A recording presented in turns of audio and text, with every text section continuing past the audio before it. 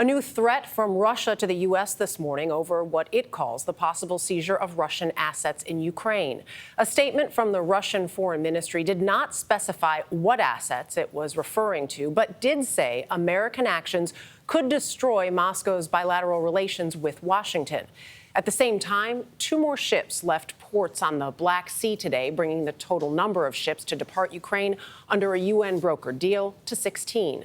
On the battlefield, fighting is continuing to rage in Ukraine's southeast, with Europe's biggest nuclear plant at the center of recent attacks. Charlie D'Agata reports now on the surge in fighting. This video may be a handout from the Russian Ministry of Defense, purportedly firing on Ukrainian military targets. But no one here needs evidence whether Russian forces have intensified attacks in this region in the past few days, especially after the explosions that rocked a Russian airbase in Crimea earlier this week. The Ukrainian government has been reluctant to claim responsibility or elaborate on exactly what took place, while acknowledging that a number of warplanes have been destroyed. Outside the frontline city of Mykolaiv, we spoke with Commander Roman Kulik. You have seen a marked difference since the attack in Crimea. Yes, the difference is the increased shelling, he said, and that the Russians seem to want to show they have an advantage in long-range artillery weapons.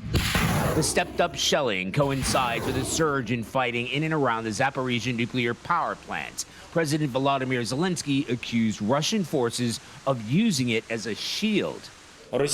Russia has turned to open nuclear blackmail, he said. What's happening now around the Zaporizhzhia nuclear power plant is one of the biggest crimes of the terrorist state.